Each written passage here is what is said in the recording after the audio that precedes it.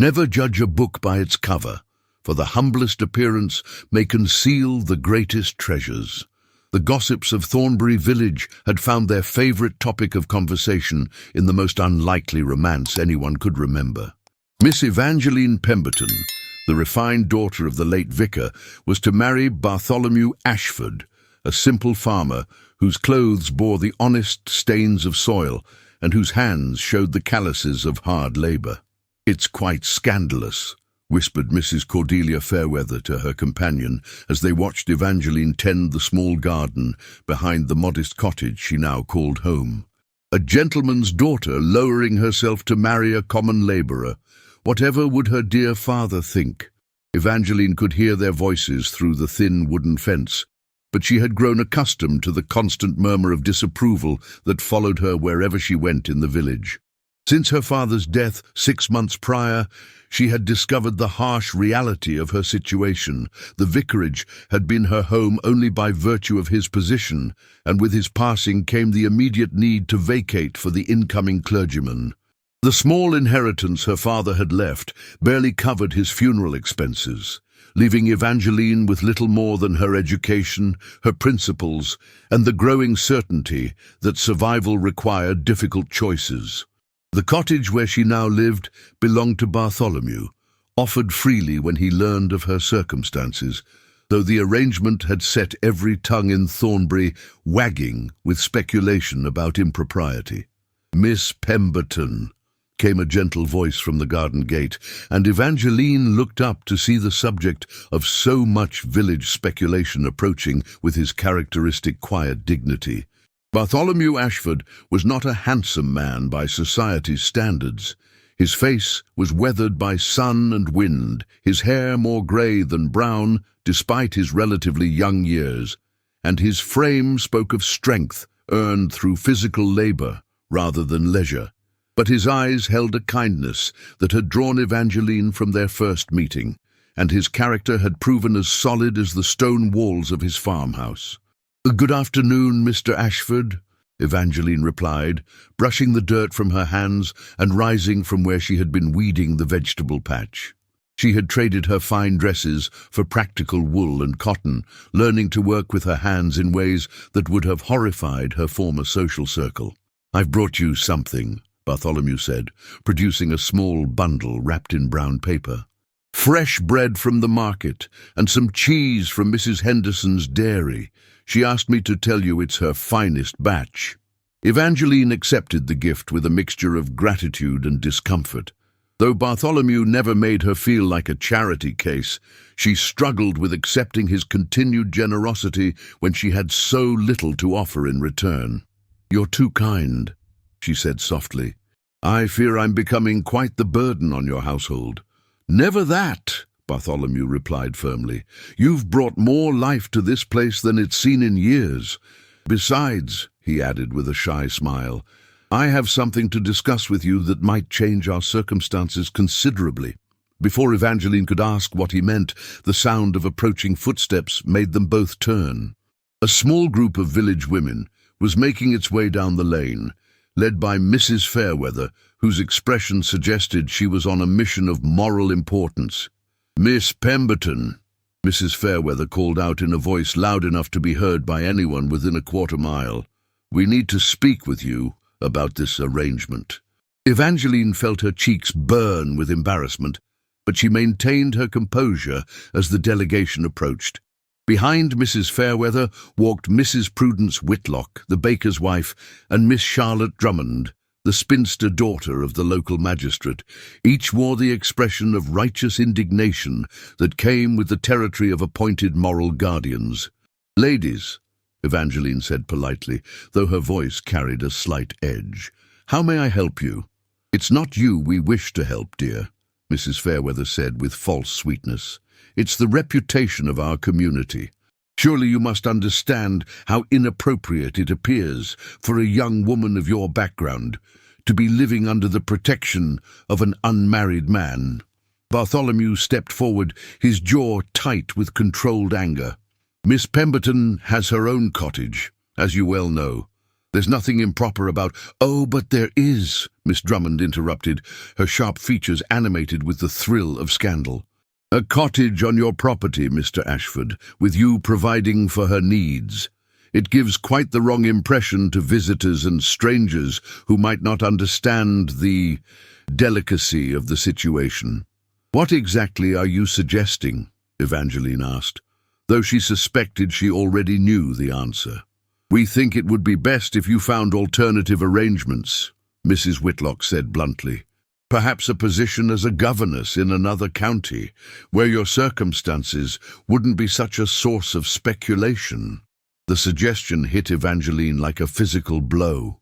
Leave Thornbury. Leave the only security she had found since her father's death. The idea of starting over again, as a governess in some distant household, dependent on strangers' charity and whims, filled her with dread. "That won't be necessary," Bartholomew said suddenly, his voice carrying a quiet authority that made all three women look at him with surprise. "Miss Pemberton and I are to be married." The announcement dropped into the conversation like a stone into still water, sending ripples of shock through the small gathering. Evangeline herself stared at Bartholomew in amazement. This was the first she had heard of any such plan. "Married?" Mrs. Fairweather's voice rose to a near shriek. "But surely you cannot be serious, Mr. Ashford. Miss Pemberton is a gentleman's daughter, educated and refined. You are a farmer," Bartholomew finished calmly. "Yes, I'm quite aware of what I am. But I'm also a man who recognizes quality when he sees it, and who has the means to provide for a wife properly." "The means?" Miss Drummond laughed unkindly.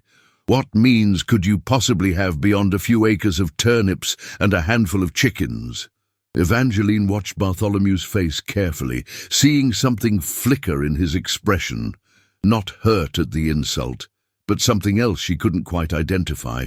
It was almost as if he found their assumption amusing rather than offensive. "I have enough," he said simply. "More than enough to ensure Miss Pemberton's comfort and security." "This is preposterous," Mrs. Whitlock declared. "The poor girl has clearly been driven to desperation by her circumstances. Surely someone should speak to her about the consequences of such a misalliance." "The only consequence I foresee," Evangeline said quietly, finding her voice at last, "is escaping the cruel judgment of people who claim to be my neighbors and friends." She moved to stand beside Bartholomew, her decision crystallizing in that moment of public humiliation. "Mr. Ashford speaks truly. We are to be married, and I consider myself fortunate to have found such an honorable man." The three women exchanged glances of horrified fascination, as if they were witnessing a carriage accident they couldn't look away from. "Well," Mrs. Fairweather said with brittle sweetness, "I suppose congratulations are in order. Though I do hope you understand what you're giving up, my dear. The respect of decent society, any hope of bettering your station, the company of your equals." "I'm marrying my equal," Evangeline replied firmly.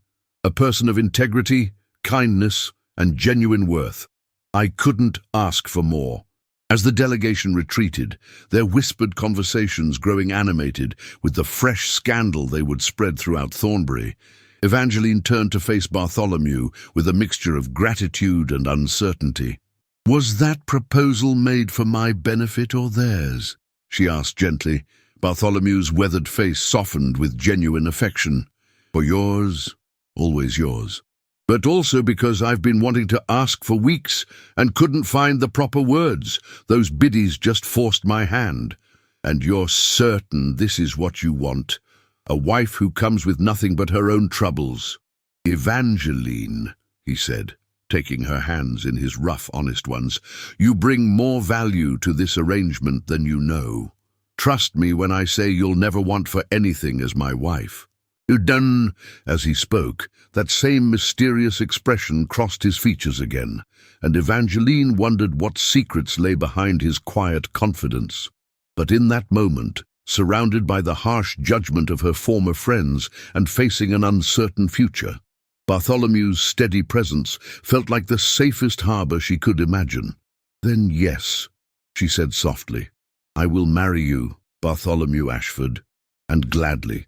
Neither of them noticed Mrs. Fairweather pause at the garden gate, her face alight with malicious glee as she realized she would be the first to spread the news of this scandalous engagement throughout every drawing room in Thornbury. The announcement of Evangeline and Bartholomew's engagement spread through Thornbury like wildfire in dry grass. Within hours, it seemed every household in the village knew of the scandalous union between the vicar's educated daughter and the humble farmer. The reactions ranged from pity for Evangeline's fall from grace to amusement at what many saw as the most entertaining spectacle the village had witnessed in years. "Mark my words," proclaimed Mr. Obadiah Crankshaw, the village's self-appointed moral authority, as he held court in the tavern that evening. "No good will come of this misalliance. A lady bred to finer things cannot lower herself to a farmer's station without losing her very soul." The other patrons nodded sagely, though none had ever shown much interest in Evangeline's soul when she was struggling alone after her father's death. It was remarkable how concerned they had all become about her welfare now that she had found security and companionship. Bartholomew, meanwhile, seemed entirely unmoved by the village's disapproval. He went about his daily business with the same quiet dignity he had always shown, tending his fields, visiting the market, and treating his neighbours with unfailing courtesy, despite their whispered comments and barely concealed smirks. "You don't seem troubled by their gossip," Evangeline observed as they walked together through his property one evening, surveying the neat rows of crops that spoke of careful husbandry and considerable agricultural knowledge. "Why should I be?" Bartholomew replied, pausing to examine a section of fence that needed repair. "Their opinions won't affect the harvest, and they certainly won't change my feelings for you." Evangeline studied his profile in the golden light of sunset, noting the calm assurance that seemed to radiate from him like warmth from a well-banked fire. There was something about his confidence that puzzled her, not arrogance or defiance, but a deep certainty that suggested he knew something the rest of them did not. "Bartholomew," she said carefully, "when you spoke to those women about having the means to provide for me, you seemed so certain. This farm, while clearly well managed, cannot be extraordinarily profitable. How can you be so confident about our future security?" He turned to face her fully, his weathered hands gentle as they took hers. "There are things about my circumstances that I haven't shared with the village, Evangeline. Things that will become clear in time. For now, I ask only that you trust me when I say you will never want for anything as my wife." The mystery in his words both comforted and intrigued her, but something in his manner suggested that pressing for details would be unwelcome. She nodded, choosing to have faith in the man who had shown her nothing but kindness and respect. The wedding was planned for the following month, a simple ceremony in the village church with only the basic requirements of law and faith. Evangeline had hoped for a quiet affair that might escape the notice of the more malicious gossips, but her hopes were dashed when word spread that half the village planned to attend, not from goodwill, but from morbid curiosity about the spectacle. "They're coming to gawk," Mrs. Fairweather confided to anyone who would listen. "Like visitors to a menagerie, eager to see the poor creature who has debased herself so thoroughly." On the morning of the wedding, Evangeline stood before the small mirror in her cottage, adjusting the simple blue dress that would serve as her wedding gown. It was the finest garment she owned, carefully mended and pressed, but she was painfully aware of how humble it appeared compared to the elaborate confections worn by brides of her former social standing. A gentle knock at her door interrupted her nervous preparations. She opened it to find Bartholomew standing on her threshold, looking remarkably distinguished in a dark suit she had never seen him wear before. The fine wool and expert tailoring spoke of expense far beyond what a simple farmer should be able to afford, but before she could comment on it, he was speaking. "I have something for you," he he said, producing a small velvet box from his pocket. Inside lay a ring unlike anything Evangeline had ever seen, a sapphire surrounded by diamonds, the stones so brilliant they seemed to capture and hold the morning light. "Bartholomew," she gasped, this is far too precious. How did you—" "It belonged to my mother," he said quietly, though something in his expression suggested there was more to the story. "She would have wanted you to have it." The ring fit perfectly, its weight and beauty making Evangeline's hand feel suddenly precious and protected. But even as she admired it, questions multiplied in her mind about the man she was about to marry and the secrets he carried so easily. The walk to the church felt like a gauntlet of whispered comments and barely concealed snickers. Villagers lined the street, ostensibly going about their morning business, but clearly positioned to observe the procession. Children pointed and giggled, while their mothers shushed them with exaggerated propriety that fooled no one. "Look at her, poor thing," Evangeline heard one woman mutter to her companion, "trying to make the best of a bad situation. But you can see the shame in her face." "And him," came the reply, "strutting about as if he's landed some great prize instead of a penniless spinster with nowhere else to turn." The words stung, but Evangeline held her head high as she entered the church on Bartholomew's arm. The sanctuary was fuller than she had expected, with faces both familiar and strange filling the pews. Some wore expressions of genuine curiosity, others barely concealed amusement, and a few showed what might have been sympathy for her unfortunate circumstances. Reverend Dr. Cornelius Blackwood, the new vicar who had replaced her father, performed the ceremony with professional dignity but little warmth. His reading of the vows carried an undertone of resignation, as if he were conducting a necessary but regrettable duty rather than celebrating a joyous union. "Do you, Bartholomew Ashford," he intoned, "take this woman to be your lawfully wedded wife, to have and to hold, for richer or poorer, in sickness and in health, till death do you part?" "I do," Bartholomew replied, his voice carrying clearly through the church with quiet conviction. "And do you, Evangeline Pemberton, take this man to be your lawfully wedded husband, to love, honor, and obey, for richer or poorer, in sickness and in health, till death do you part?" "I do," Evangeline said, surprised by the strength in her own voice and the lack of doubt in her heart. As Bartholomew slipped the golden wedding band onto her finger beside the magnificent sapphire, a collective murmur ran through the congregation. The ring was clearly expensive, its craftsmanship speaking of the finest jewelers rather than village craftsmen, and several guests exchanged meaningful glances about the farmer's unexpected extravagance. "You may kiss your bride, Doctor," Blackwood announced with the enthusiasm of a man announcing an execution.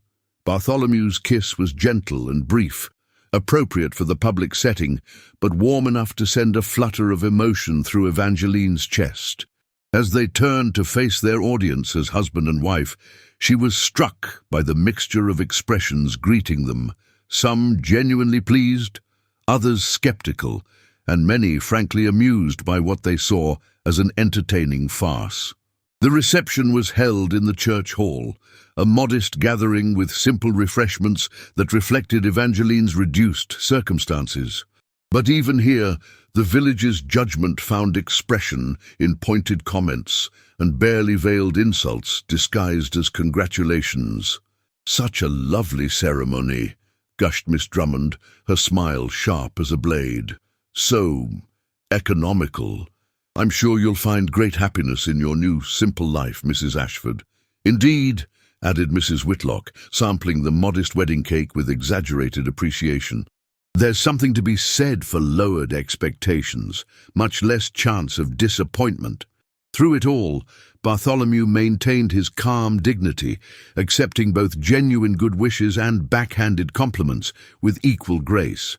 But Evangeline noticed that he seemed to be listening to the conversations around them with particular attention, as if cataloguing each slight and storing it away for future reference. As the afternoon wore on, and the last of the guests departed with full bellies and wagging tongues, Evangeline found herself alone with her new husband in the empty church hall. The reality of her changed circumstances, her new name, her new life, her new dependence on this quietly mysterious man, suddenly felt overwhelming. "Are you well?" Bartholomew asked, noting her sudden pallor. "I'm wondering what I've done," she admitted honestly, "and what the future holds for us both." Bartholomew's smile was gentle, but held that same hint of secret knowledge that had puzzled her before. "The future, my dear wife, holds more surprises than anyone in this village could possibly imagine. But for tonight, let me simply say that you have made me the happiest man in England, regardless of what our neighbors might think." As they walked together toward their new shared life, Evangeline couldn't shake the feeling that her simple farmer husband was far more complex than he appeared, and that the village that had laughed at their wedding might someday find cause to regret their mockery. Marriage to Bartholomew Ashford proved to be full of pleasant surprises that only deepened the mystery surrounding her new husband. Within days of their wedding, Evangeline discovered that the simple farmhouse she had glimpsed from the outside concealed comforts that seemed far beyond the means of an ordinary farmer. The interior was furnished with pieces of obvious quality: mahogany furniture with intricate carving, Persian carpets that felt luxurious beneath her feet, and a library that took her breath away. Hundreds of volumes lined the shelves, many bound in fine leather with gilt lettering, covering subjects from classical literature to modern philosophy, agricultural science to ancient history. "Bartholomew," she said one morning as she ran her fingers along the spines of first edition poetry collections, "wherever did you acquire such a remarkable library?" He looked up from the newspaper he was reading, not the local broadsheet, but what appeared to be a London publication of considerable expense, and smiled at her obvious wonder. "I've always believed that a man's mind requires nourishment as much as his body," he replied. "The books have been collected over many years, whenever circumstances permitted." But even as he spoke, Evangeline noticed details that didn't align with his explanation. The binding on many volumes appeared recent, suggesting regular purchases rather than gradual accumulation. Moreover, several bore the marks of exclusive booksellers, whose services would be far beyond a farmer's budget. The household itself ran with an efficiency that spoke of hidden resources. Mrs. Prudence Caldwell, the woman who came daily to assist with cooking and cleaning, was no village girl earning pin money, but a professional housekeeper whose wages must surely exceed what a small farm could support. The meals she prepared featured ingredients that Evangeline knew to be expensive: fine cuts of meat, imported spices, fresh fruits out of season. "Are we not living beyond our means?" Evangeline asked her husband one evening as they dined on what appeared to be prime beef accompanied by wine that tasted far too sophisticated for local production. "Trust me, my dear," Bartholomew replied with that same mysterious confidence, "we are living well within our capabilities. I would never burden you with worry about our security." Yet for all the material comforts, Evangeline found herself most surprised by the quality of Bartholomew's mind and conversation. Far from the simple farmer the village believed him to be, he proved remarkably well educated, speaking knowledgeably on subjects ranging from literature to politics, natural philosophy to art. His opinions were thoughtful and well-reasoned, his knowledge broad and current. "You speak like a gentleman's scholar," she observed one evening, as they discussed a philosophical treatise they had both been reading. "Your education must have been quite extensive." "I've had opportunities to learn," he said carefully. "Not all education happens in formal institutions, and I've always been curious about the world beyond these fields." But again, his explanation felt incomplete. The breadth of his knowledge, the refinement of his manners when they were alone, the ease with which he discussed complex topics, all suggested advantages of birth and breeding that didn't match his humble presentation to the village. Their domestic happiness, however, provided a stark contrast to their reception in Thornbury itself. The village's attitude toward their marriage had, if anything, grown more hostile since the wedding. What had begun as amused condescension had evolved into active malice, as if the very existence of their contentment was an insult to those who had predicted disaster. "They say she puts on airs now that she's married," Evangeline overheard Mrs. Fairweather telling a companion at the market. "Walks about as if she's still the vicar's daughter instead of a farmer's wife. Someone should remind her of her proper place." The campaign of social exclusion was systematic and cruel. Invitations that might once have been extended to the vicar's daughter were pointedly withheld from the farmer's wife. Former acquaintances crossed the street rather than acknowledge her presence. Even shopkeepers treated her with barely concealed disdain, as if her choice to marry beneath her station had somehow contaminated her worthiness as a customer. "Perhaps we should consider moving elsewhere," Evangeline suggested one evening after a particularly unpleasant encounter with Miss Drummond, who had loudly commented on the unfortunate consequences of poor judgment within Evangeline's hearing. "No," Bartholomew replied with unusual firmness. "This is our home, and we have every right to remain here with dignity. Sometimes patience is required before people learn to see situations clearly." There was something in his tone that suggested deeper meaning, as if he knew something about their future that she did not. Evangeline was beginning to recognize this quality in her husband, a quiet confidence that seemed to spring from knowledge he did not share. The mystery deepened when visitors began arriving at the farm. Unlike the local people who shunned them, these were clearly individuals of substance and education. Well-dressed gentlemen in fine carriages would call at irregular intervals, always requesting private meetings with Bartholomew in his study. The conversations were conducted behind closed doors, but Evangeline could hear the murmur of serious discussion, often lasting for hours. "Business associates," Bartholomew explained when she inquired about the visits. "Matters related to agricultural planning and investment." Ubim. But Evangeline had grown up in a vicarage where her father often entertained visitors, and she knew the difference between casual social calls and meetings of significant importance. These men carried themselves with the authority of those accustomed to wielding power, and their deference to Bartholomew suggested relationships more complex than simple agricultural consultation. The most intriguing visitor was Mr. Silas Pembroke, a distinguished gentleman from London whose expensive carriage and livery suggested considerable wealth. Unlike the others, he stayed for dinner, and his conversation revealed a wit and sophistication that matched Bartholomew's own. "Your husband is a remarkable man, Mrs. Ashford," Mr. Pembroke told her as they shared an evening meal of extraordinary quality. "His insights into market conditions and investment opportunities have proven invaluable to many of us in London." "Market conditions?" Evangeline asked, surprised by the unexpected description. "Oh, yes," Mr. Pembroke continued, apparently unaware of her confusion. "Bartholomew's analyses of agricultural trends and commodity futures have guided some very successful ventures. His reputation in certain circles is quite substantial."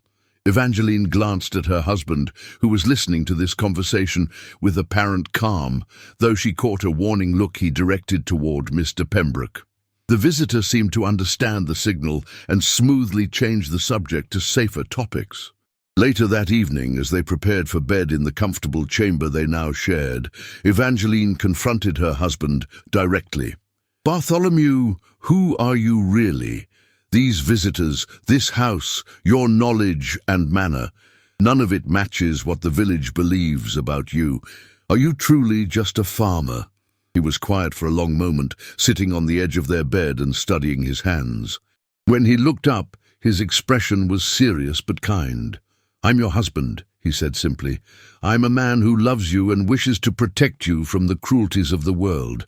Beyond that, there are some matters that are better revealed in their proper time. But surely I have a right to know about my own husband's circumstances." "You do," he agreed, "and you will." But for now, I ask only that you trust in my devotion to you and my ability to provide for our future. Some secrets are kept not from lack of trust, but from an abundance of care." Frustrated but unwilling to press further that evening, Evangeline accepted his explanation. But as she lay beside him in the darkness, listening to his steady breathing, she found herself more convinced than ever that Bartholomew Ashford was harboring secrets that would eventually transform their lives in ways she could not yet imagine. Outside their bedroom windows, the village of Thornbury slept peacefully, its inhabitants blissfully unaware that the man they scorned as a simple farmer might prove to be something entirely different. And in her dreams, Evangeline found herself wondering whether their mockery might someday turn to something far more complex than mere social embarrassment. The crisis came, as such things often do, from an unexpected direction and with devastating swiftness. It began with the arrival of Mr. Tobias Grimwald, a corpulent man whose expensive clothes could not disguise the mean calculation in his small eyes. Unlike Bartholomew's usual visitors, this one came with demands rather than deference, and his presence brought an air of menace that set Evangeline's nerves on edge. "I require immediate settlement," Grimwald announced loudly enough for half the village to hear as he stood on their doorstep. "The debt has been outstanding far too long, and my patience is exhausted." Bartholomew's face remained calm, but Evangeline caught the tightening around his eyes that suggested controlled anger. "Perhaps we might discuss this matter privately, Mr. Grimwald." "Ah, privacy be damned," the visitor snarled. "I want the entire countryside to know what manner of man they're dealing with. Bartholomew Ashford, you owe me £5,000, and I'll have payment today or I'll see you in debtor's prison where you belong." The enormous sum hit Evangeline like a physical blow. £5,000 was more money than a village farmer might see in a lifetime of labour. If such a debt truly existed, it would explain the mysteries surrounding their household. Perhaps Bartholomew had been living on borrowed funds, maintaining an illusion of prosperity while sliding toward financial ruin. Word of Grimwald's accusation spread through Thornbury with the speed of gossip travelling downhill. Within hours, a crowd had gathered in the village square, drawn by the delicious prospect of seeing the uppity farmer and his pretentious wife brought low. Mrs. Fairweather presided over the assembly like a general commanding troops, her satisfaction evident as she held court among the eager listeners. "I always said there was something suspicious about his circumstances," she proclaimed to anyone within earshot. "No honest farmer lives so well without some deception behind it. The poor girl has been duped by a scoundrel." By evening the story had grown in the telling. Bartholomew was variously described as a confidence man, a forger, or a thief who had been using stolen funds to maintain his household. Some claimed he had murdered wealthy travellers and hidden their bodies on his property. Others suggested he was in league with highwaymen who used his farm as a hideout. £5,000, whispered Miss Drummond with delicious horror. Can you imagine? The man has been living like a lord on money he never possessed. That poor Evangeline, she's married to a criminal. Evangeline found herself subjected to a mixture of pity and accusation wherever she went. Former acquaintances who had shunned her now approached with false sympathy, eager to extract details about her husband's alleged crimes, while offering insincere comfort for her plight. "You must leave him," urged Mrs. Whitlock during a chance encounter at the grocer's shop. "Surely you see now that the marriage was based on deception. No court would hold you to vows made under false pretenses." But even as the village buzzed with speculation and condemnation, Evangeline found herself oddly untroubled by the accusations. Her months of marriage had shown her a man of genuine character, incapable of the crude deceptions the gossips imagined. Whatever the truth about Mr. Grimwald's claims, she was certain there was more to the story than appeared on the surface. Her faith in Bartholomew was tested 3 days later when a representative of the magistrate arrived with official papers. Mr. Grimwald had initiated legal proceedings, demanding immediate seizure of the farm and all its contents to satisfy the supposed debt. The official, a nervous clerk named Mr. Persimmons, apologized repeatedly as he served the documents. "I'm very sorry, Mrs. Ashford," he stammered, clearly uncomfortable with his task. "The law requires that I inform you of the proceedings and advise you that all property may be subject to confiscation pending resolution of the matter." Bartholomew read the papers carefully, his expression unreadable. "How long do we have?" he asked quietly.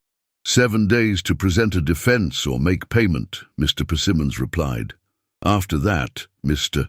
Grimwald may petition for immediate seizure." That evening, as they sat in the library that might soon be stripped of its treasures, Evangeline finally demanded the truth from her husband. "Whatever you've done, whatever debts exist, I deserve to know," she said firmly. "I'm your wife, and I have a right to understand our circumstances." Bartholomew set down the book he had been pretending to read and looked at her with an expression of profound tenderness mixed with what might have been amusement. "My dear Evangeline," he said gently, "you're quite right. The time for secrets has passed, and recent events have forced my hand somewhat sooner than I had planned." He rose and moved to a painting that hung on the far wall, a landscape scene that Evangeline had always admired for its subtle beauty. To her amazement, he pressed something behind the frame, and the painting swung aside to reveal a hidden safe built into the wall. "The debt Mr. Grimwald claims," Bartholomew said as he worked the combination, "is indeed real. But not in the way he represents it, and certainly not owed by me to him." The safe opened to reveal documents, jewelry, and what appeared to be substantial quantities of currency. Bartholomew withdrew a leather portfolio and brought it to the table where Evangeline waited with growing amazement. "My full name," he said as he opened the portfolio, "is Bartholomew James Ashford, 3rd Earl of Westmere. These lands, which the village believes to be a simple farm, are actually part of the Westmere estate, which encompasses some 15,000 acres across 3 counties. Evangeline stared at the documents he spread before her. Titles, deeds, investment certificates, and bank statements that revealed wealth beyond her wildest imagination. The numbers seemed to dance before her eyes as she tried to comprehend their meaning. You're a nobleman?" she whispered. "I am. Though I've chosen to live quietly here, away from the demands and pretensions of London society. The farm provides me with the peace I value and the simple life I prefer to the artificial complexities of aristocratic existence." But why the secrecy? Why let people believe you're just a farmer?" Bartholomew's smile was rueful. "Because I wanted to know if someone could love me for myself rather than my title and fortune. The previous Earl, my uncle, warned me repeatedly about fortune hunters and social climbers who would pursue me for what I could provide rather than who I am. The revelation explained everything: the fine furnishings, the expensive visitors, the mysterious confidence about their future security. But even as understanding dawned, new questions arose. "And Mr. Grimwald?" she asked. "A confidence man who has been pursuing me for months, believing he could extort money by creating false debts and threatening exposure of my humble circumstances. What he doesn't realize is that the debt he claims I owe him is actually money he owes to one of my tenant farmers, a debt I purchased specifically to trap him in his own scheme." Bartholomew's expression grew cold in a way Evangeline had never seen before. "Mr. Grimwald has made the mistake of threatening my wife and attempting to damage her reputation. Tomorrow he will discover what it means to cross the Earl of Westmere." As the implications of these revelations settled in her mind, Evangeline found herself thinking not of the wealth and status she had unknowingly married into, but of the village that had spent months mocking their union. The people who had laughed at their wedding, scorned her choice, and delighted in their supposed downfall were about to learn a lesson in the dangers of judging by appearances. "What happens now?" she asked softly. "Now," Bartholomew replied with quiet satisfaction, "Thornbury learns why it's unwise to mock an earl's wife." and Mr. Grimwald discovers that his schemes have consequences far beyond what his small mind could imagine. The morning of reckoning dawned clear and bright, as if nature itself conspired to ensure perfect visibility for the spectacle about to unfold in Thornbury. Word had spread that Mr.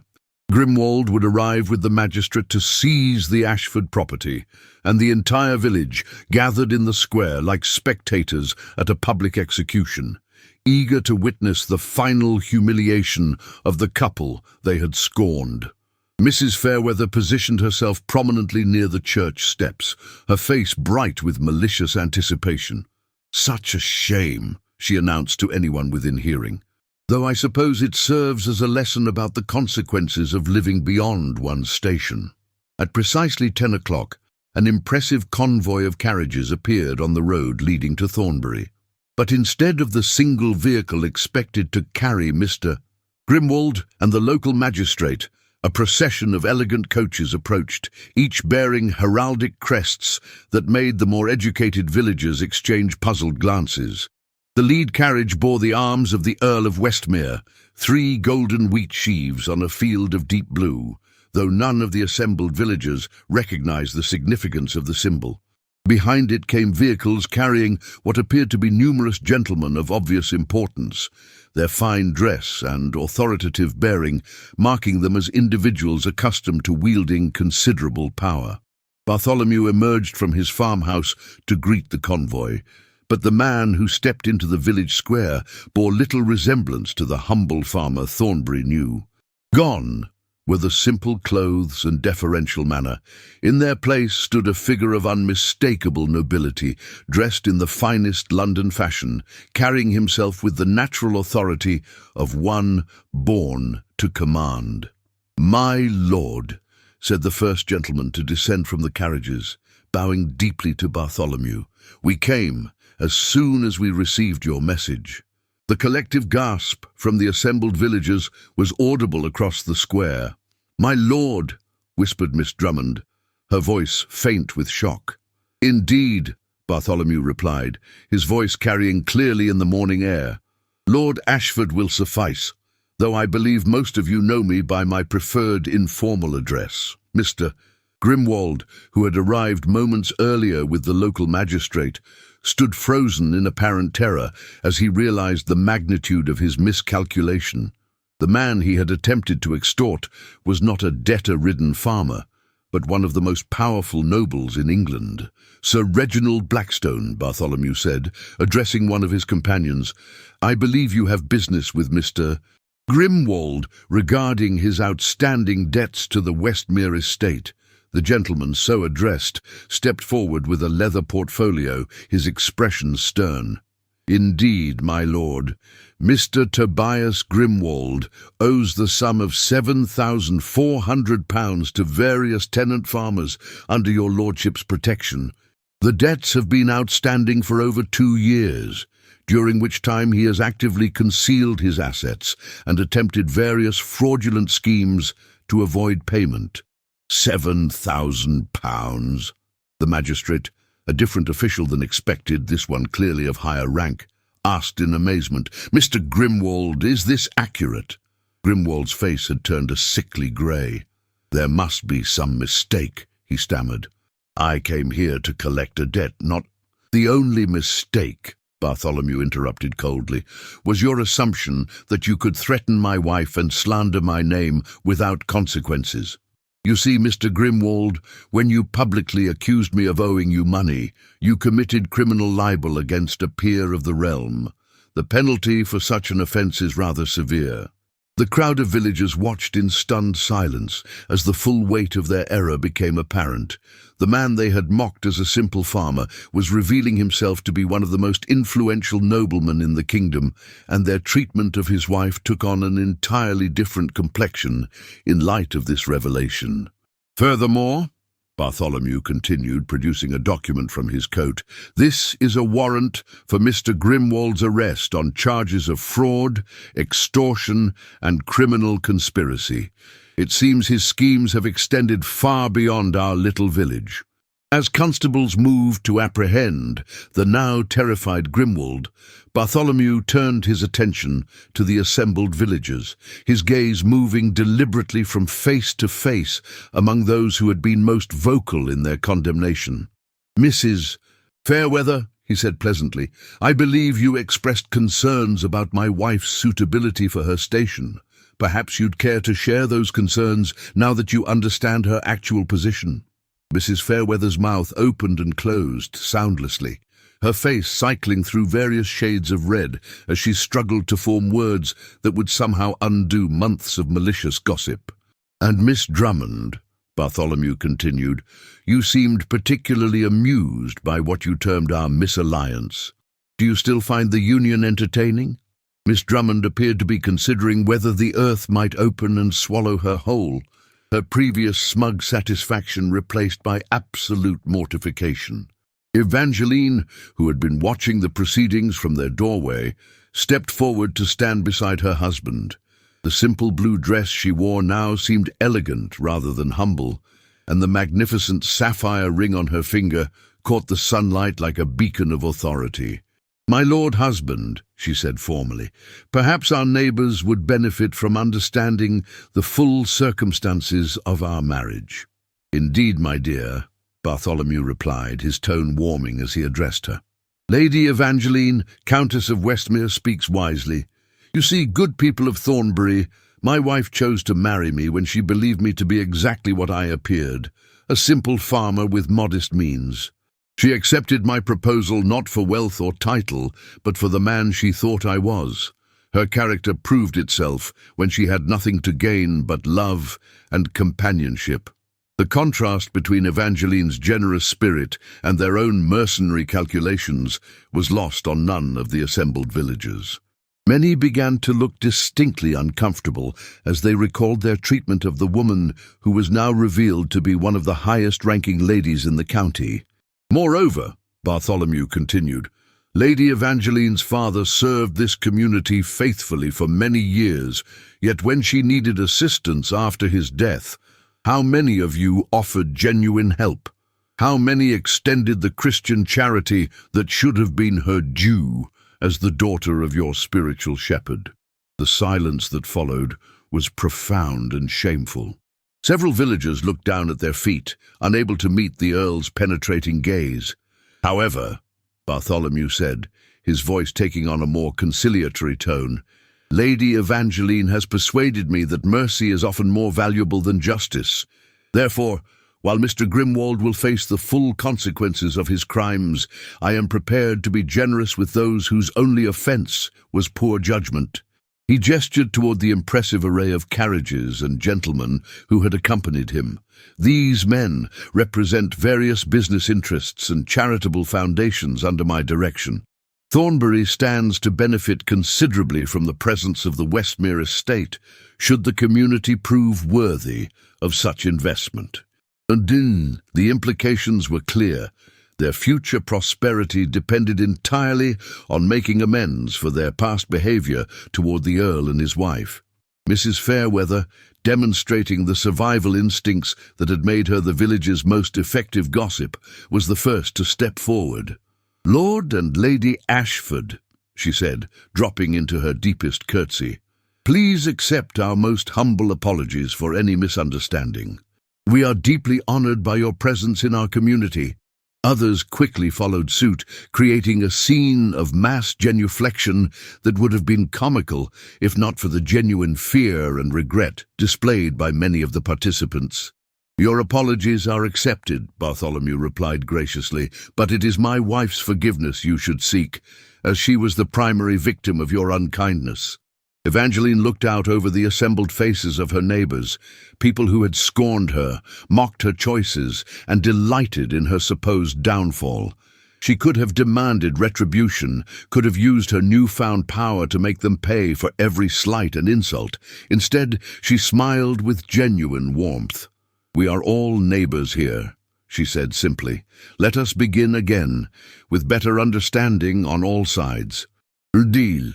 As the day progressed, and the details of Lord Ashford's true identity spread throughout the county, Thornbury found itself transformed from an obscure farming village into a place of considerable importance. The Earl's presence brought opportunities for employment, investment, and social advancement that would benefit everyone in the community. But perhaps more importantly, the village learned a lesson about the dangers of judging by appearances and the value of treating everyone with dignity and respect, regardless of their apparent station in life. That evening, as Lord and Lady Ashford sat in their library, now revealed as one of the finest private collections in England, they reflected on the day's events and the journey that had brought them together. "Do you regret keeping your identity secret for so long?" Evangeline asked, settling beside her husband with a contentment that came from knowing she was truly loved for herself alone. "Not for a moment," Bartholomew replied, taking her hand in his. "It gave me the greatest treasure of all, a wife who chose me not for what I could give her, but for who she believed me to be. That, my dear Evangeline, is worth more than all the estates and titles in England." Outside their windows, the village of Thornbury settled into an evening made peaceful by the knowledge that they were under the protection of a benevolent lord and his gracious lady, rulers who had learned the value of humility and would govern with wisdom earned through experience of both sides of fortune's wheel.